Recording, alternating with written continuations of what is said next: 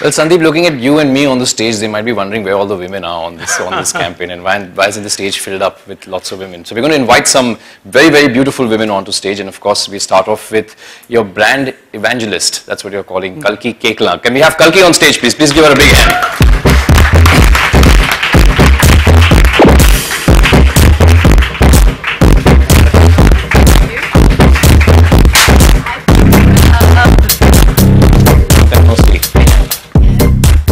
So you have Kalki, who's a fantastic actor. I've had the opportunity of working on stage with her, dancing with her, doing the tango with her on stage. Fantastic dancer, Kalki. Oh, so you, Purab. I wouldn't have been able to do it without the other half. So tell us, what does United by Half mean? I mean, you're a big part of this campaign. I am indeed. For me, it's a really important campaign because, well, you know, UCB is such a huge brand, and I think that when a big brand like this comes on board for women empowerment, it means that women empowerment is becoming a commercial issue, an issue which everyone cares about. And I think, well, they're pretty smart to be doing this because, you know, I think that things are changing in a big way. And actually, equality for women and equality in general will make society a better place. It's not just benefiting women, it's also benefiting the rest of society, and saying that, you know, in order to uplift society, we need to use the other half of the society and reward them. And, you know, it helps for an economy, it helps to alleviate some of the stresses that we have, especially as couples living in a modern context. So, yeah, I'm greatly happy. It's the only way forward, you know, it's the only way to progress forward, I would think. But anyway, we are going to sit down now. We're going to make ourselves comfortable because we're inviting 2 more panelists onto stage. We need some more women on the stage. We need some more women on the stage, correct, to make it half-half. Anyway, so I'm going to call 2 more very beautiful women onto stage. We're going to start with a good friend of mine, Gul Panag. Can we have Gul on stage, please?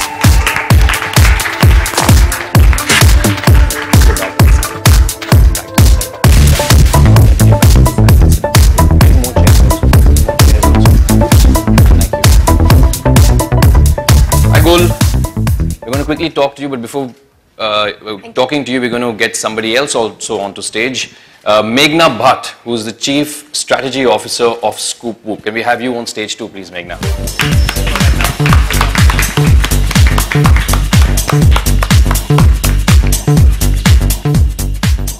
Now, I would like to put a formal complaint to Sandeep Chugh and to Benetton that we are not half right now. But anyway, we have 3 lovely ladies. Ladies, can we have you seated? Sandeep, can we have you seated too? Yeah, sure. So maybe. I don't know, Purab, I think you need to count the audience also. I can't see, the lights are very bright. I can't see anybody actually. Oh yeah, oh my, look at this. Segregation is not a good thing. I think that we must interact. I'll sit in, yeah, come on. Yeah, come. Yeah. With my pink and orange bag. I was complaining that 2 girls have like correct. I was complaining in the beginning backstage that both these beautiful women have their United by Half t-shirts on and their red bags. And all 3, my God, there's even Meghna there joined them, and me and Sandeep are really... Sandeep's hiding his... No, I'm still under We need to accessorize you guys. Still under daily weather. So. But now you're in Bombay. Mumbai. Sorry. We need our red bags. Do you do red bags for men? Of course. Alright, okay. Alright, okay, we're going to get a little serious now, and we're going to do a little bit of a panel discussion where I'm going to just keep quiet and take opinions of all these wonderful people we have on stage with us. So, women empowerment, though such a powerful topic, gets used very loosely in today's time, where everyone talks about the subject without even understanding the true crux of the term. Well, the aim is to reach out to women and men from modern families to stand up against stereotypes and take a pledge to claim and give their partners their deserving share in a relationship and society. The issue being very close to Benetton, the brand has been promoting it through its women empowerment programs, 5 key efforts: sustainable livelihood, non-discrimination and equal opportunities, access to health, quality education, and the end of every form of violence against women around the world. Well, in the world we live today, do you think that we are justifying the term women's empowerment? Meghna, let's start with you. Justifying as in, we definitely don't have equality for women, right? Still in our country, or anywhere in the world? Anywhere in the world. I mean, you know, we always say women's rights is really about human rights. right? And if you just go through the list of human rights and you kind of compare that with what rights women have, you'll find there's a huge disparity.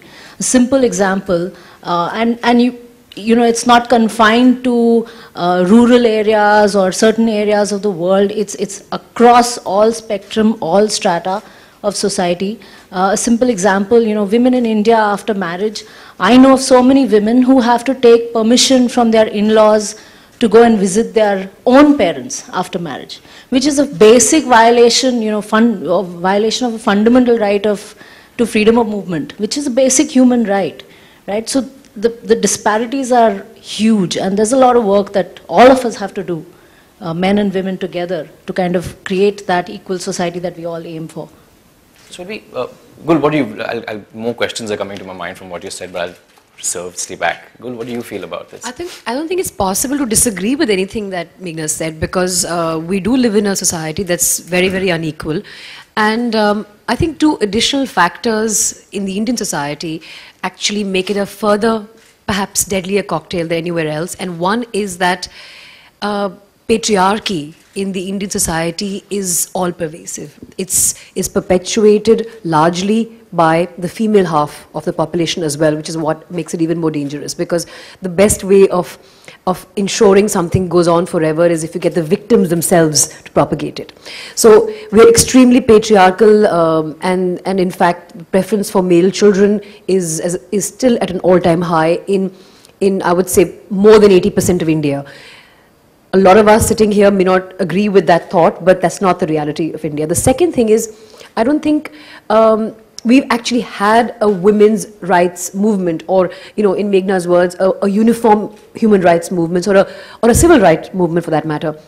In the West, for instance, in the UK and in the USA, you had a suffragist movement where women actually had to fight for the right to political equality and fight for the right to vote. They were actually beaten to ask for the right to vote. Now, we never had that sort of a movement in India, and therefore at some level a lot of the liberties that we have theoretically, which are namely theoretical equality in terms of access to opportunity legally, socially, politically, economically, access to healthcare and education, were just sort of handed to us on a platter. And because we to some extent didn't fight for them, we don't end up enforcing them. In fact, the inheritance laws were amended about a couple of years ago to make sure that the girl child also has an equal right to ancestral property, but that's again a right that's not enforced because it was not a right that women fought for. There were a few women that fought for it, of course. They filed petitions and therefore the law was revised. But as such, there hasn't been a mass outpouring of women together to fight for their rightful place, which means accepting that we are different from men and that we have our own special skill set physiologically, but also that we deserve equality in the eyes of law. And I think that fight hasn't happened, which is probably why we're still lagging in inequality. Lots of women getting together. So, Kalki, do you want to add something to that? And also, yeah. I mean, just picking up from what both of them said, that we're talking about women empowerment. I mean, the sense I'm getting, and also something I strongly feel, that women themselves have to get that empowerment within themselves and feel empowered to come out. Just picking up from what Gul was saying is that, this idea that women need to be seen as equal in the eyes of the law. I think one of the big problems we have is that we have religious law, right, for different religious groups. So a woman who's Muslim will have different rights of divorce than, a woman who's secular, and this allows for a huge amount of unfairness that is seen very often in our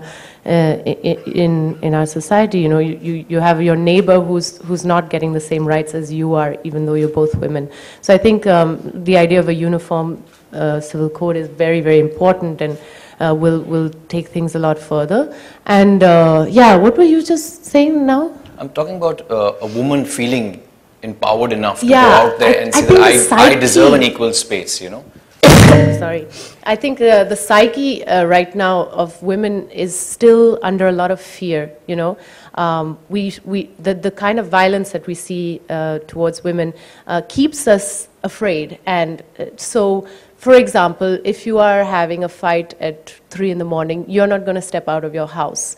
A man might, you know, and that really, that literally, physically keeping yourself indoors because of fear that is perpetuated by media, by you know, the society, and is really, really strong and prevalent here.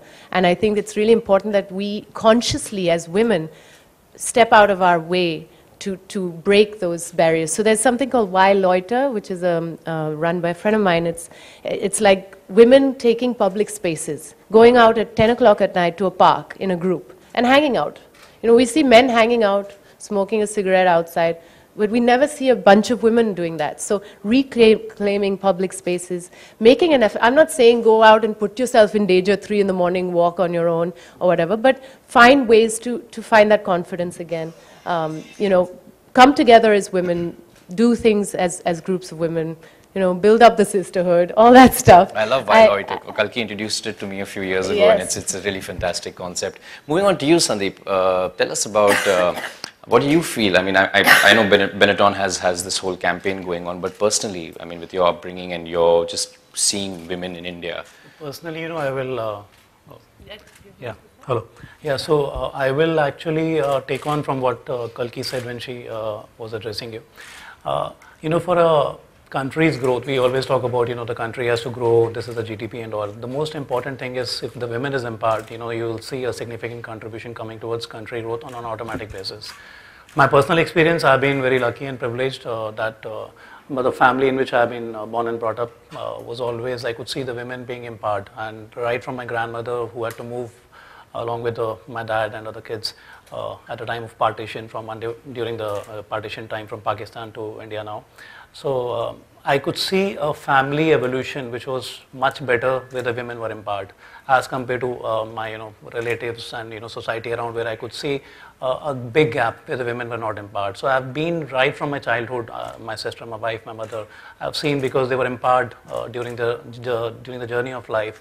I see the family evolution is much, much better as compared to, you know, where you see women are not empowered. So for me, it's something which is very close to my heart. It's something which I see on a daily basis, and that's why, you know, one is I'm working for this brand, so I want to contribute towards that. But as a citizen of this country, I feel, you know, this is the best way to actually help country grow. If you work on women empowerment and if you make it happen in the right way, you know, you may invest here, you may get foreign institutional investors, everything can happen. But if this section of population is not empowered, you know, all those things would not add the kind of dimension which this element can add. That's how I look at it.